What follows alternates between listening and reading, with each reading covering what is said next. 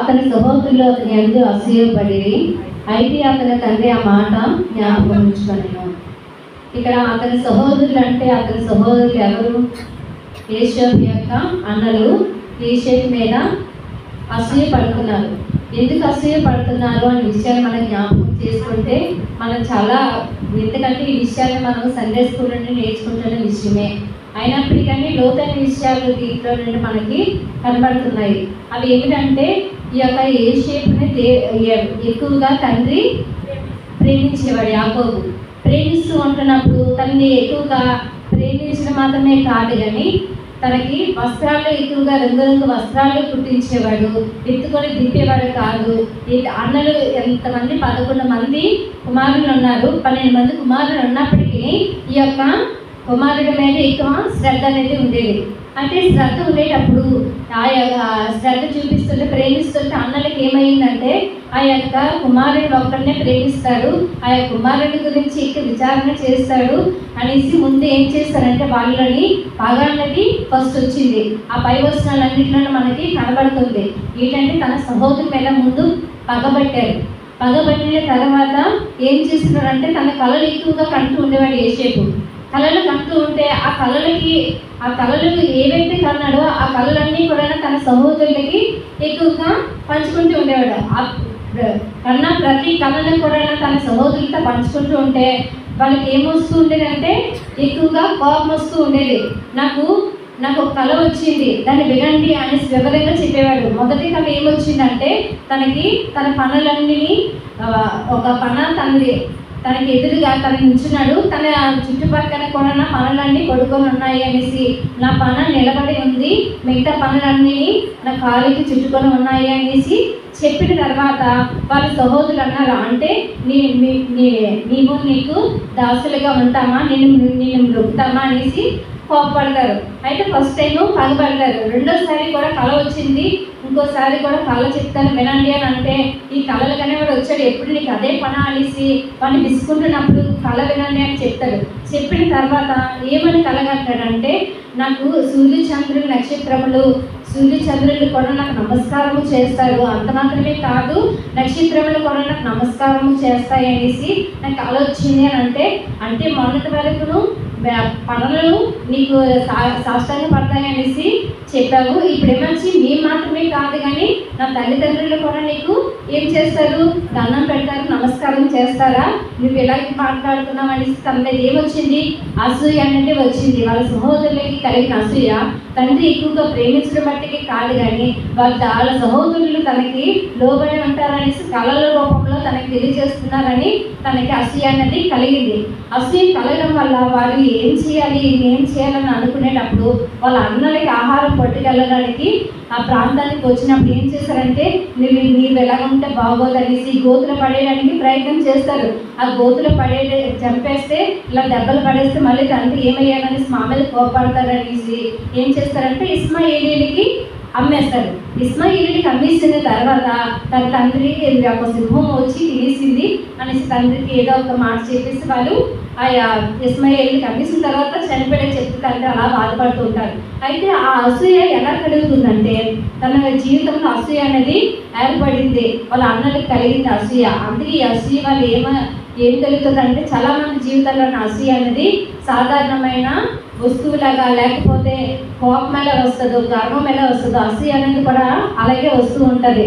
అయితే ప్రతి విషయం చాలామంది అనుకుంటారు అసూయ అంటే అది పాపం ఏం కాదు అని అనుకుంటారు, కానీ ఒక త్రాగులు తాగడమో లేకపోతే వ్యభిచరించడమో తప్పుడు మాటలు చూడడమో తప్పుడు దృశ్యాలు చూడడమో పాపం అనుకుంటారు, కానీ అది మాత్రమే పాపం కాదు. కానీ ఒక మనసు మీద అసూయ పెంచుకోవడం కూడా ఒక పాపం అని దేవుని వాక్యము సెలవిస్తుంది. అయితే మన బైబిల్లోని కొన్ని భాగాలు అసూయ గురించి కొన్ని రకాలుగా మాట్లాడుతున్నారు. ఏమిటంటే అసూయ వలన ఏం వస్తుంది అని జ్ఞాపకం చేసుకుంటే మస్తరం వస్తుంది, ఓర్వలేని తనం కలుగుతుంది.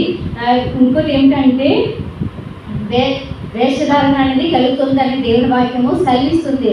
ఆ అసూయ అనేది కలుగడం వల్ల చాలామంది ఏం చేస్తారంటే బైబిల్లోని చాలామంది వాళ్ళ జీవితాలన్నీ పోగొట్టుకుంటున్నారు. వాళ్ళ అసూయ వలన వాళ్ళ జీవితాలను పోగొట్టుకోవడం మాత్రమే కాదు, కానీ వాళ్ళ అంధకారంలోనికి పడిపోతున్నట్టు దేవుని వాక్యం స్పష్టంగా మనకి తెలియజేస్తుంది. అయితే మన జీవితంలో ఏం చేయకూడదు అంటే అసూయ అనేది మన జీవితంలోకి రాకూడదు. మనుషులకి మహోద్రేకమైన భావం కలిగింది అంటే అది అసూయ వల్ల మాత్రమే మానవులకి ఉద్రేకం అన్నది వస్తుందని దేవుని వాక్యం స్పష్టంగా తెలియజేస్తుంది. అయితే బైబిల్లోని అసూయ వలన ఏమి కలుగుతుంది అనే విషయాన్ని మీకు ఇంతకుముందు తెలియజేశాను. అసూయ అనేది ఎవరి నుండి స్థాపించబడింది, ప్రారంభించబడింది అంటే ఆది నుండి స్థాపించబడినట్టు మీకు కయ్యని హేబెల్ గురించి గత వారంలో తెలియజేశాను. అయితే ఏమైంది, వాళ్ళు ఏమో అర్పణ తీసుకుని వచ్చారు దేవుని దగ్గరికి. అర్పణ తీసుకొచ్చిన తర్వాత దేవుడు కయ్యని యొక్క అర్పణని అంగీకరించలేదు.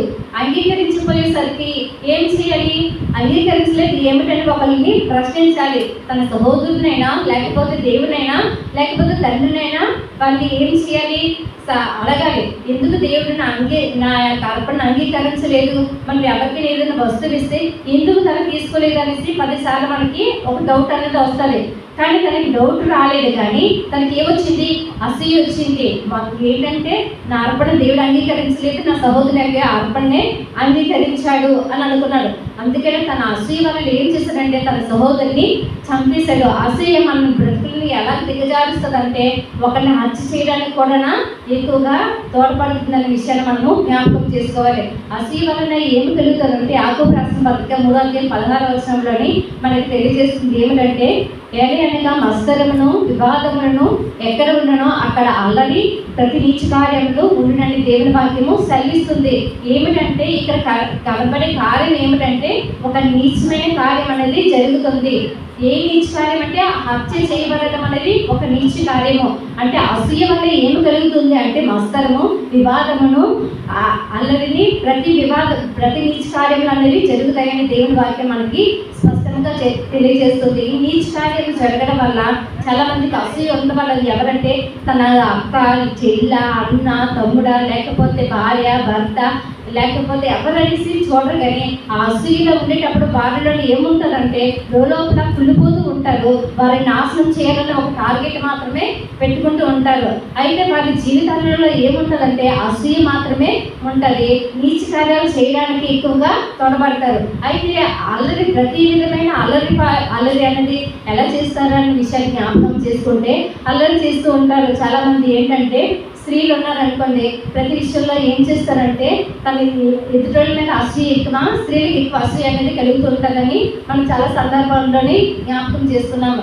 ఏమిటంటే ఎందువల్ల అసూయ కలుగుతుందంటే ఎవరి దగ్గరైనా మంచి చీర చూసినప్పుడు, లేకపోతే ఏదైనా షాప్లో చీర చూసినప్పుడు, ఎవరి దగ్గర వేరే నెక్లెస్ కానీ లేకపోతే వేరే వస్తువులు కానీ చూసినప్పుడు అది వాళ్ళు కొనుక్కున్నారు, వాళ్ళ దగ్గర ఉంది కనుక నా దగ్గర లేదు, ఈ వస్తువు ఎలాగైనా నాకు కావాలి అని ఏం చేస్తారు, కొనాలి అనే ఒక టార్గెట్ పెట్టుకుంటారు. అయితే కొనాలని ఆలోచన చేసినప్పుడు ఏం చేస్తారు, ఎవరిని ఇబ్బంది పడుతూ ఉంటారు, ఆ యొక్క భర్తని లేకపోతే పెళ్లి కాని వారు వాళ్ళ తల్లిదండ్రుల్ని ఎక్కువగా ఇబ్బంది పడుతూ ఉంటారు, అల్లరి చేస్తూ ఉంటారు. ఏంటంటే నాకు ఈ వస్తువు కావాలి, నాకు ఎలాగైనా కొనిపెట్టు అనేసి వాళ్ళని నేను చేసుకోకపోతే బాగున్నాను, నీ కడుపులు పట్టకపోతే బాగున్నాను అనేసి ఏం చేస్తారంటే ప్రతి విధమైన అల్లరిని తీసుకుని వస్తారు. ఇందువల్ల వారికి నచ్చిన వస్తువు వేరే వాళ్ళ దగ్గర చూశారు, అది అసూయ వాళ్ళకి కలిగింది. ఆ అసూయ వల్ల వీళ్ళు ఏం చేస్తున్నారంటే ఇంటిలోని అల్లరి అనేది చేస్తున్నారు. ప్రతి విధమైన అల్లరి ఏం చేస్తుందంటే అసూయ వలన మనకి ప్రతి విధమైన అసూయ అల్లరి అనేది కలుగుతుందనే విషయాన్ని మనము జ్ఞాపకం చేసుకోవాలి. అసూయ వలన ప్రతి నీచ కార్యానికి తోడ్పడతాము, అంత మాత్రమే కాదు కానీ అల్లరి అనేది చేస్తామని దేవుని వాక్యం మనకు స్పష్టంగా తెలియజేస్తుంది. మస్తరం ఎక్కడ ఉంటుందో ప్రతి విధమైన అల్లరి కూడా అక్కడే ఉంటుందని దేవుని వాక్యము సెలవిస్తుంది. మొట్టమొదటికి ఏమిటంటే అసూయ వలన నీచ కార్యాలు చేయడానికి ఎక్కువగా తోడ్పడతాము. రెండవదిగా ఏమిటంటే ఓర్వలేని తనం అనేది మనకి స్పష్టంగా కనబడుతుంది. ఓర్వలేమి ఏంటంటే అసూయ ఉన్నప్పుడు ఏది చూసినా ఓర్వలేము, ఎవరు బాగుపడుతున్నా వారలేము, ఒకవేళ ఎదుగుతున్నా మనం ఏం చేయలేము, ఓర్వలేము అనేది జ్ఞాపకము చేసుకుందాము. యోబు గ్రంథము 5వ అధ్యాయము 2వ వచనంలో చూసుకున్నట్లయితే యోబు 5వ అధ్యాయం 2వ వచనంలోని బుద్ధి లేని వారు అసూయ చేత చచ్చితననేసి చక్కటి భాగము మనకి తెలియజేస్తుంది. బుద్ధి లేని వారు చదవమ్మా.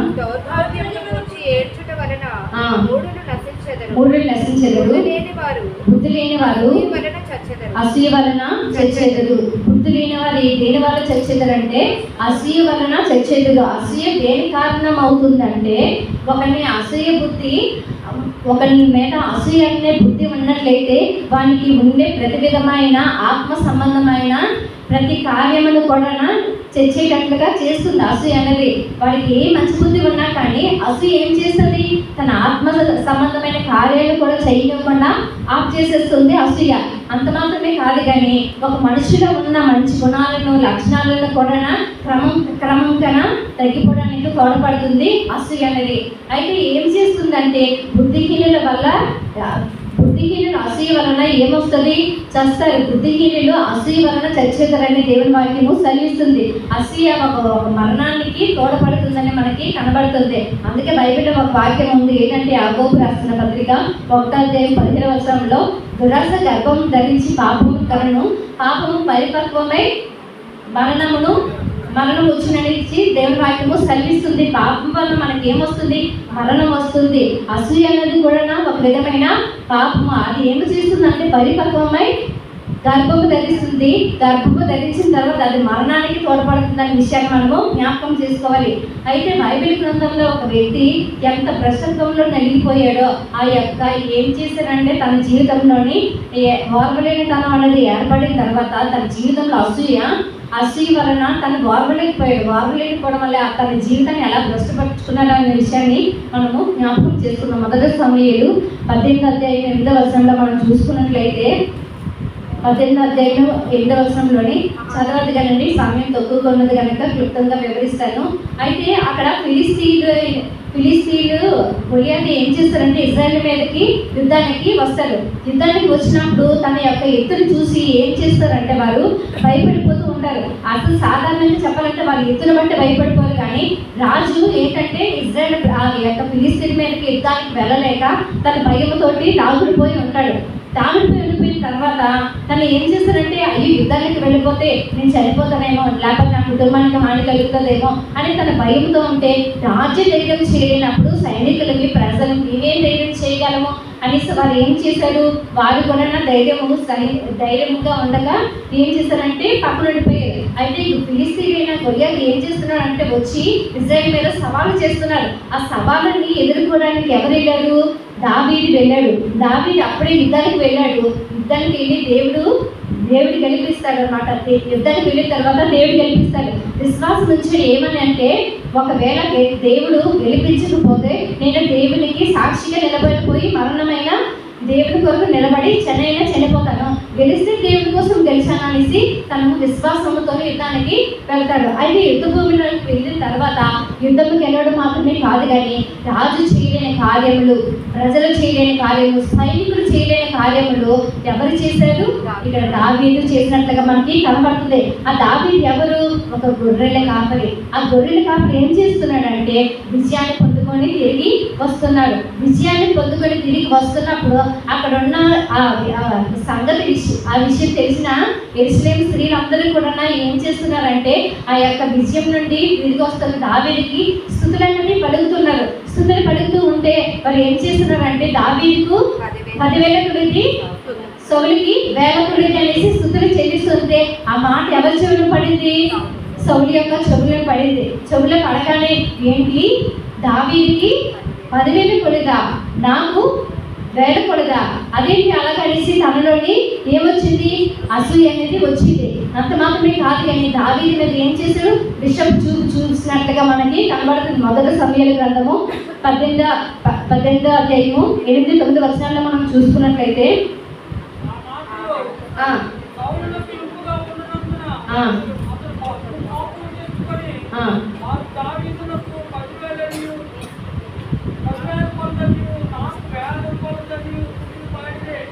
స్తుతులు పాడలే. అయితే ఓర్వలకి ఏం చూశారు, దావీదు విషం చూసినట్లుగా మనకి కనబడుతుంది.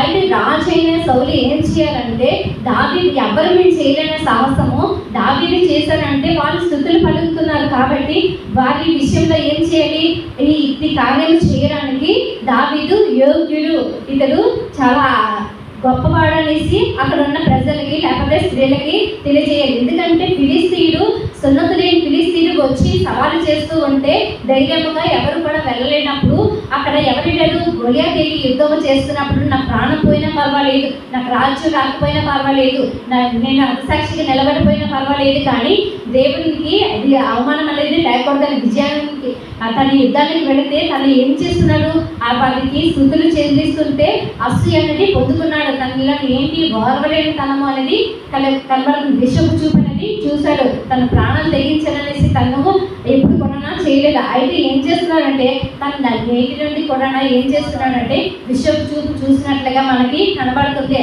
అందుకనే 8వ అధ్యాయంలోని 8వ వచనంలోని దావీదు ఎలాగంటున్నాడు ఏమిటంటే, చదవండమ్మా. మాటలు సౌలునకు ఎక్కువగా నుండునందున అతడు బహు కోపం తెచ్చుకొని వారు దావీదునకు 10,000 కొలది అనియు నాకు 1000 కొలది అనియు స్తుతులు పాడిరే, రాజ్యము తప్ప మరి ఏమి అతడు తీసుకొనగలడు అనుకొనెను.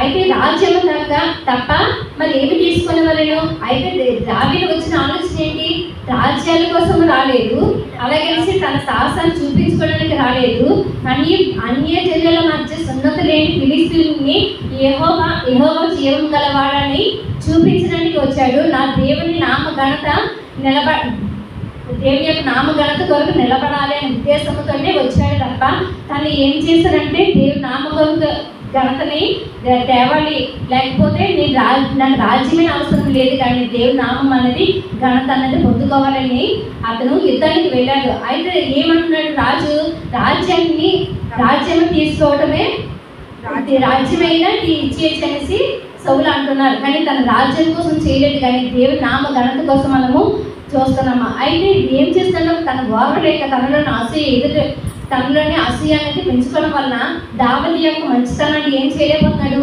గుర్తుపట్టలేకపోతున్నాడు. మనం ఏం చేస్తాం, మనలో అసూయ అనేది ఉంటే ఎదుటి వ్యక్తిలో ఉన్న మహోన్నతమైన ఆలోచన మనము ఏం చేయలేమంటే గుర్తుపట్టలేము. దావీదు యొక్క ఆలోచన వేరే, సౌలు యొక్క ఆలోచన వేరే. దావీదు ఏ ఉద్దేశంతో యుద్ధానికి వెళ్ళాడు, రాజ్యం కోసము కాదు, ఘనతల కోసం కాదు, దేవుని నామాల కోసము దావీదు వెళ్తే రాజు ఏం చేస్తున్నాడు, రాజ్యం కోసం వచ్చాడేమో లేక స్థుతుల కోసం వచ్చాడేమో అనుకొని రాజ్యం ఇచ్చినా పర్వాలేదు అనేసి సౌలు గారు అంటారు. కానీ దావీదు యొక్క ఆలోచన ఏంటి, దేవుని నామఘనత అనేది పొందుకోవాలి. అయితే ఏం చేస్తున్నాడు, తను ఓర్వలేక విషపు చూపు అనేది చూస్తున్నాడు దావీదు మీద. విషపు చూపు చూశాడు. అయితే అసూయ వలన విషపు చూపు చూడటం మాత్రమే కాదు, కానీ ఎదుటి వ్యక్తిలో ఉన్న మంచితనం మహోన్నతమైన ఆలోచన ఏం చేయలేమంటే మనము గ్రహించలేమని దేవుని వాక్యము సెలవిస్తుంది.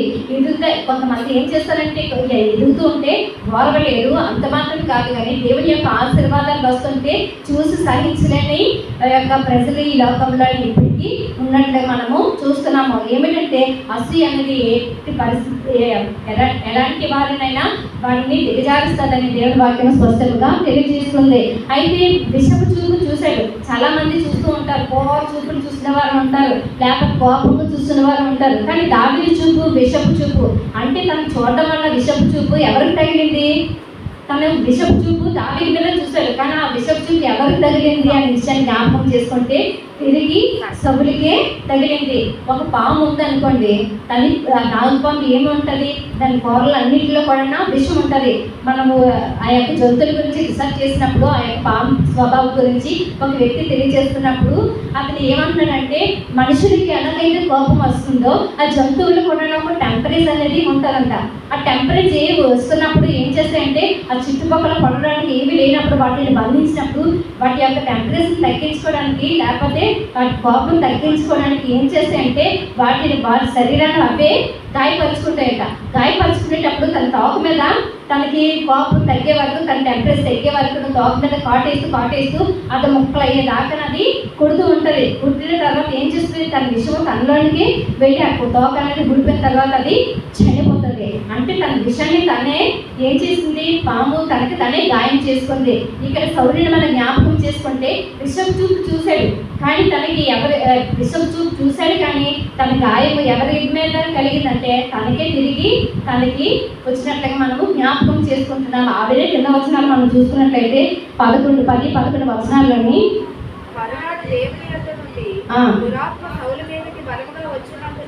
అతడు ఇంటిలో ప్రవచించుచుండగా ఉండగా దావీదు మునుపటిలాగును వీణ చేత పట్టుకొని వాయించెను. హల్లెలూయా. అయితే మనకి ఇక్కడ కనబడుతుంది ఏంటి?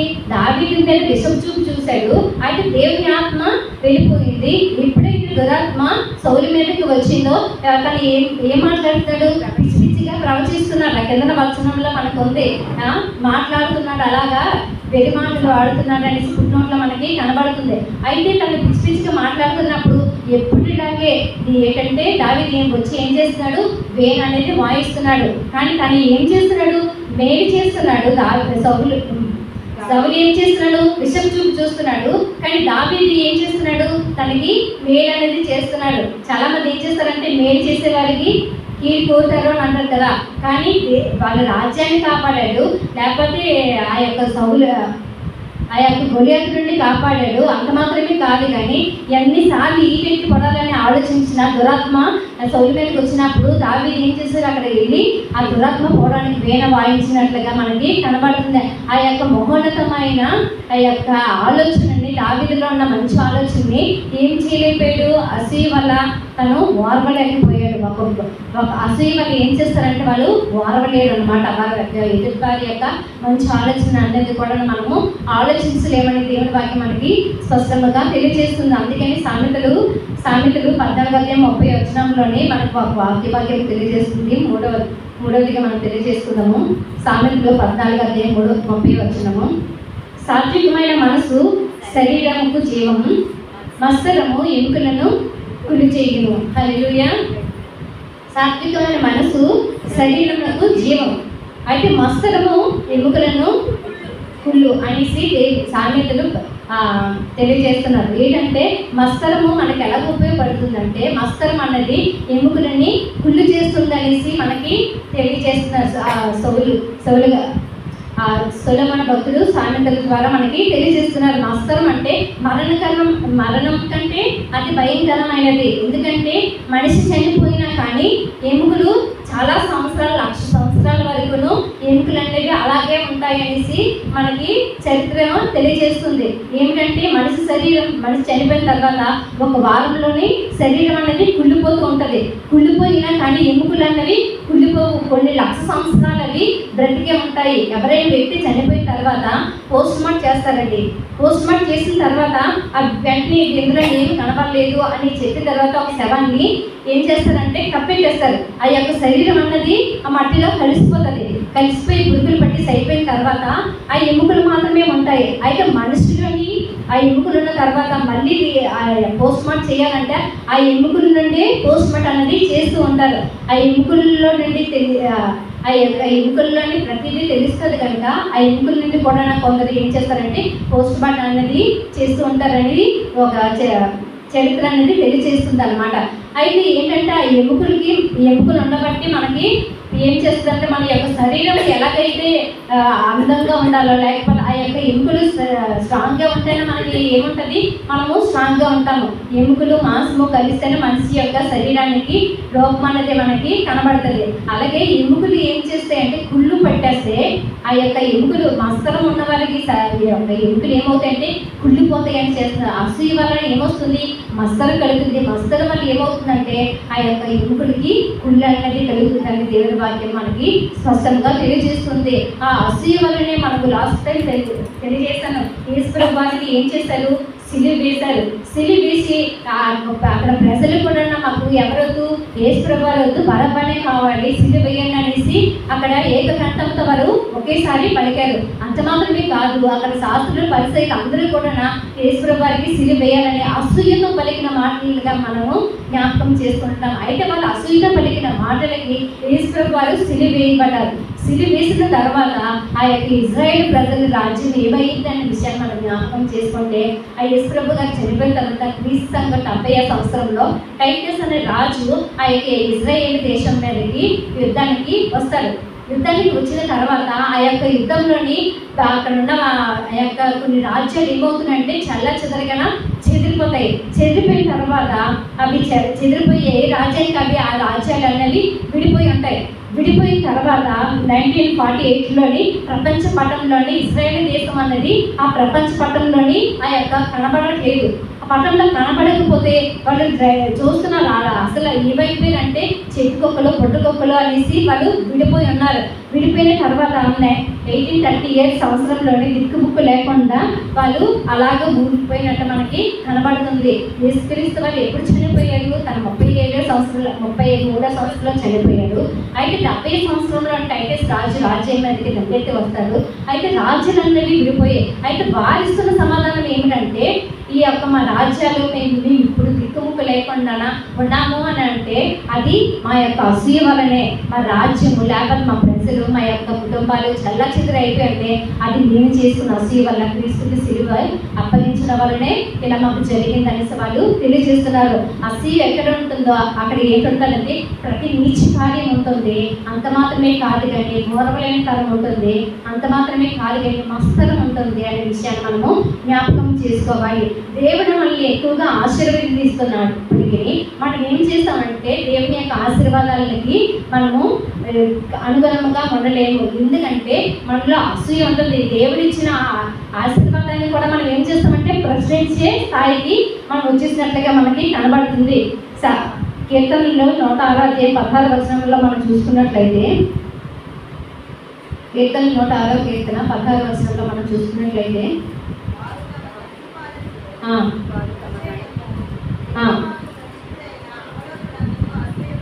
హల్లెలూయా. వారు ఎవరి మీద అసూయపడ్డారండి? మండుపాను వారు అహరోనుల మీద మోషే మీద అసూయపడ్డారు. అసూయ ఎందుకు పడ్డారంటే వారు ఆ కీర్తన అన్నింటిలో మనం చూసుకున్నట్లయితే వారు ఎప్పటికప్పుడు దేవుడు చేసిన మేలుకి స్తుతులని చెప్తున్నారు. స్తుతి చెల్లిస్తున్నప్పటికీ ఆయనను మీరు మమ్మల్ని కాపాడారు, మేము మారలేదు ఆయనను అనేసి చాలాసార్లు ఆయనను అన్న మాట వస్తూ ఉంటుంది. ఏమిటంటే మీరు మా కార్యాలు చేశారు, ఆయన మీరు ఎడారిలో మమ్మల్ని కాపాడారు, మన్నాని ఇచ్చారు, ఎర్ర సముద్రంలో నుండి కాపాడారు, ఆయననే మేము తప్పు చేస్తూ ఉన్నామని దేవుడు సరి చేస్తున్నప్పటికీ వాళ్ళు ఏమి చేస్తున్నారంటే ఎప్పటికప్పుడు తప్పు చేస్తున్నట్లుగానో కనబడుతుంది. దేవునికి విరుద్ధమైన కార్యాలు చేస్తున్నట్లుగా కనబడుతుంది. అయితే వారు ఎన్ని చేస్తున్నప్పటికీ అక్కడ ఉన్న వారిలోని కింద వచనంలో మనకి కనబడుతుందండి. ఆ 12వ వచనంలోని మోషే ఆమోదం ఏం చేశారంటే అసూయ పడ్డారు. అసూయ పడిన తర్వాత అక్కడ ఉన్న ఇద్దరు వ్యక్తులు ఎవరంటే అహరోనును దాతాన్ అనే ఇద్దరు వ్యక్తులు ఏం చేస్తున్నారంటే ఆ యొక్క రాజ్యం వారిద్దరూ కూడా 2 గుంపులుగా కూడి ఆ యొక్క ప్రజల నుండి వేరు చేయాలి. మా దేవుడు పరిశుద్ధుడు ఎక్కడైనా ఉంటాడు, మేము వేరేగా ఉంటామనేసి వారు ఏం చేస్తారంటే సంఖ్యాకాండం 16:1 మనం చూసుకున్నట్లయితే ఆ యొక్క వివరణ మనకి స్పష్టంగా కనబడుతుందండి.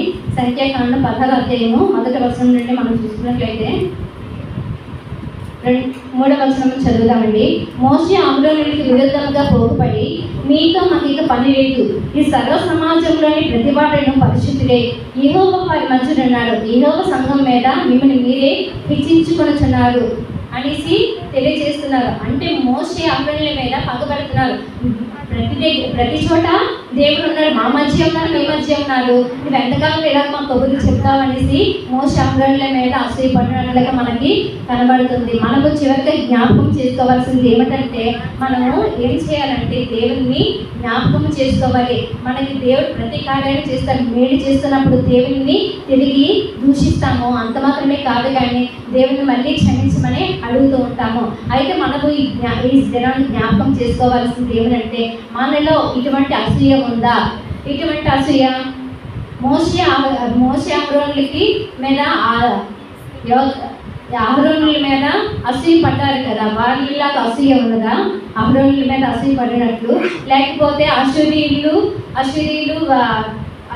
మీద అసూయ ఉంటుంది. అశూరీయులు కూడా రాజ్యం మీద అసూయ పడుతూ ఉంటారు. ఆ రాజ్యాన్ని ఏంటంటే వారి గొప్పనే చెప్పుకుని ఉంటారు. దేవుడు విస్తారంగా ఎస్కేల్ గ్రంథంలో కనబడుతుంది.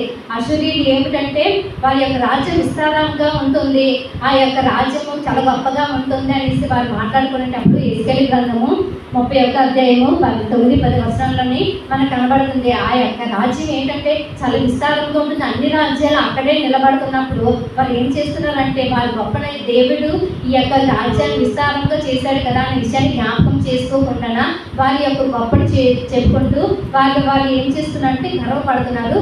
సృష్టికర్త అయిన దేవుడిని మర్చిపోతున్నారు. అయితే ఏం చేస్తున్నారంటే వీరి యొక్క వీరిలాగా మనం అసూయ పడుతున్నామా, లేకపోతే నీచ కార్యం చేస్తున్నామా, ఎవరు కయ్యను చేసినటువంటి హత్యలాగా నీచ కార్యం చేస్తున్నామా, ఓర్వలేనితనము. సౌలు దావీదు మీద ఓర్వలేక అసూయ పడుతున్నట్లుగా మనకు కనబడుతుంది. సౌలులాగా ఓర్వలేనితనముగా ఉంటున్నామా, మస్తరు పడుతున్నామా, అంటే మన ఎముకలని మనం ఏం చేసుకుంటున్నాము, మస్తరం వల్ల ఉల్లిపరుచుకుంటున్నామా, ఇటువంటి అసూయ మనలో ఉండాలనే విషయాన్ని మనము జ్ఞాపకం చేసుకోవాలి. దేవుడు మనల్ని ఆశీర్వదిస్తున్నాడు. అయితే ఆశీర్వదిస్తున్నప్పటికీ దేవుడిని దూషిస్తున్నాము. అయితే ఇటువంటి అసూయ మనలో ఉందా అనే విషయాన్ని జ్ఞాపకం చేసుకోవడం దేవుని వాక్యము సెలవిస్తుంది. అయితే మనం చూసినట్లే మోషే అమరుల మీద ఎవరు దాతాను అభిరాము కూడా ఏం చేశారు, అసూయ పడ్డారు. అసూయ వల్ల వారికి ఏమైంది, వారికి అక్కడికక్కడ ప్రజలందరూ చూస్తుండగా నేరం విడిచి భూమి వారికి నిండి వేయనట్టుగా మనకి కనబడుతుంది. ఇటువంటి అసూయ మన జీవితంలో ఉన్నట్లయితే దేవుడు ఏం చేస్తారంటే మనకి అక్కడికక్కడే మృత్యువులుగా మనం మిగిలిపోతాం అన్న విషయాన్ని జ్ఞాపకం చేసుకోవాలి. ఈ దినాన్న మనం ఈ రాతకాల సమయంలో జ్ఞాపకం చేసుకోవాల్సింది ఏంటంటే ఇటువంటి అసూయ మనలో ఉందా లేదా, ఎలాంటి ఉండాలి అనే విషయాన్ని మనం ఈ వాక్యం ద్వారా సరి చేసుకోవాలని తెలియజేస్తున్నాను. దుర్మార్గ దేవుడు దీవించి ఆశీర్వదించుకుంటాం. ఆమేన్.